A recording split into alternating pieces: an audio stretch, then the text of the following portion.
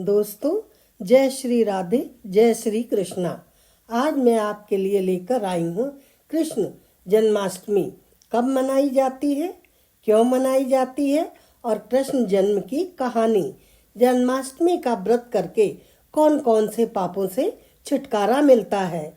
भाद्रपद कृष्ण पक्ष अष्टमी को जन्माष्टमी का उत्सव मनाया जाता है।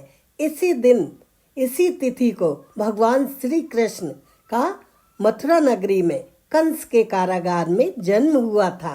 इस दिन कृष्ण जन्मोत्सव के उपलक्ष्य में मंदिरों में जगह जगह झांकियां सजाई जाती हैं, कीर्तन किए जाते हैं। रात के 12 बजे तक व्रत रहकर कृष्ण जन्मोत्सव के बाद में प्रसाद लिया जाता है। प्रसाद के रूप में धनिये की पंजीरी तथा पंचामृत का प्रयोग किया जाता है। दूसरे दिन प्रातः कृष्ण जन्मोत्सव के उपलक्ष्य में नंद महोत्सव भी मनाया जाता है। नंद महोत्सव में भगवान के ऊपर हल्दी, दही, तेल आदि छिड़क कर उन्हें पालने में आनंद पूर्वक झुलाया जाता है।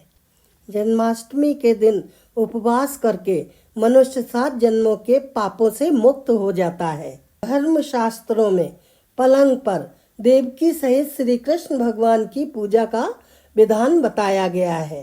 तो आइए अब शुरू करते हैं श्री कृष्ण जन्माष्टमी की कथा।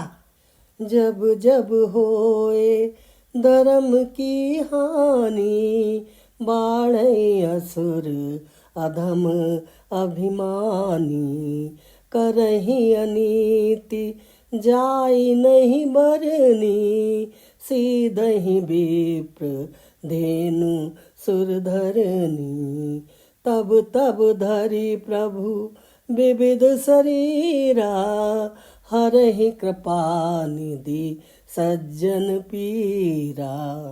द्वापर युग में जब पृथ्वी पाप तथा अत्याचार के भार से दबने लगी, तब वह गाय का रूप बनाकर सृष्टिकर्ता श्री ब्रह्मा जी के पास गई। ब्रह्मा जी समस्त देवताओं के सम्मुख पृथ्वी की दुखांत कथा को सुन रहे थे।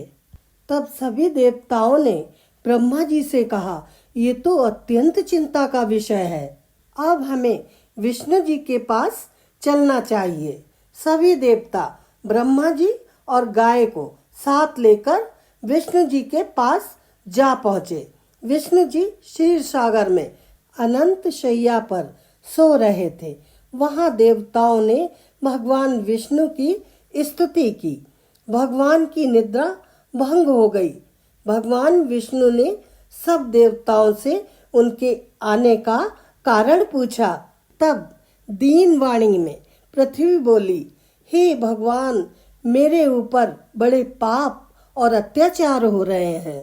हे प्रभु, इसका निवारण कीजिए।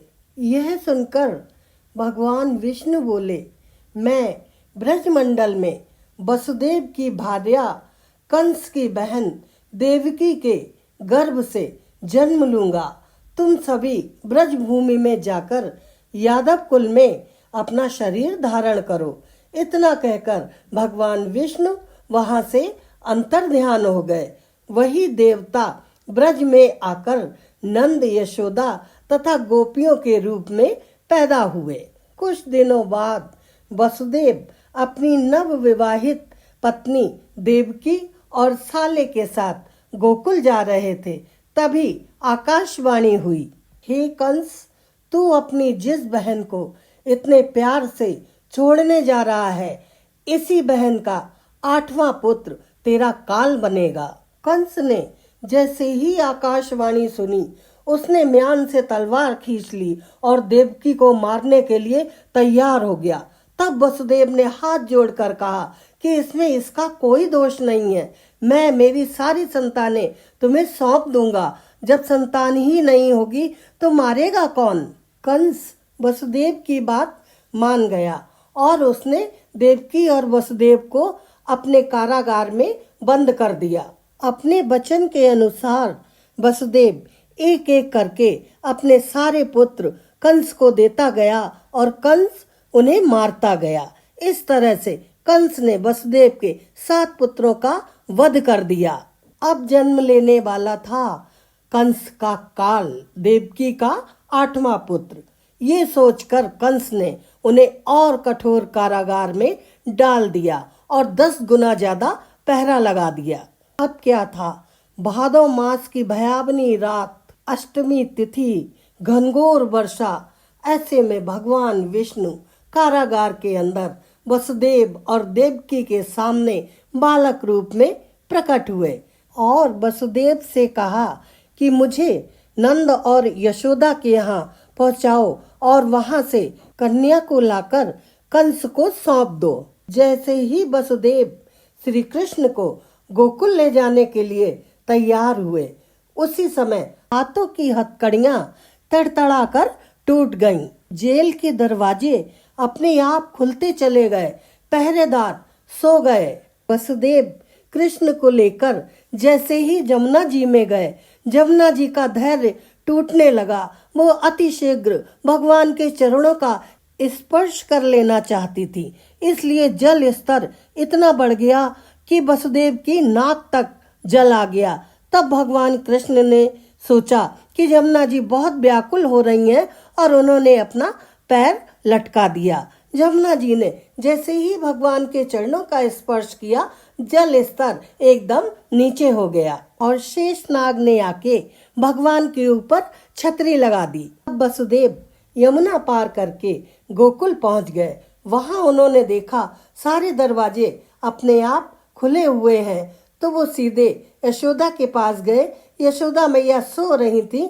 वहां उन्होंने कृष्ण को लिटाया और वहां से कन्या को लेकर वापस आ गए। वसुदेव कन्या को लेकर जैसे ही कारागार में घुसे, जेल के दरवाजे अपने आप बंद हो गए। देवकी और वसुदेव के हाथों में हथकड़ियां पड़ गईं तथा कन्या जोर जोर से रोने लगी। कन्या के रोने की आवाज सुन के सारे पहरेदार जग गए और उन्होंने जाकर कंस को सूचना दी कि 8वां पुत्र पैदा हो गया है। कंस आया और उसने कन्या को हाथ में उठा लिया और पत्थर पर पटकना चाहा।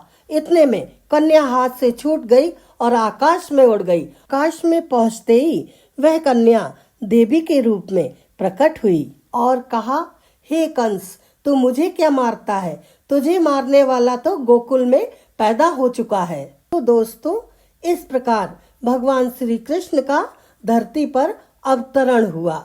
इन्हीं भगवान श्री कृष्ण ने बड़े होकर बकासुर, पूतना तथा कंस जैसे राक्षसों को मारकर पृथ्वी तथा अपने भक्तों की रक्षा की। कहानी समाप्त। सुनने वालों का भी भला और सुनाने वालों का भी भला। दोस्तों, जाने से पहले लाइक के बटन को दबा दीजिए और चैनल को सब्सक्राइब कर दीजिए। राधे राधे, कृष्णा कृष्णा।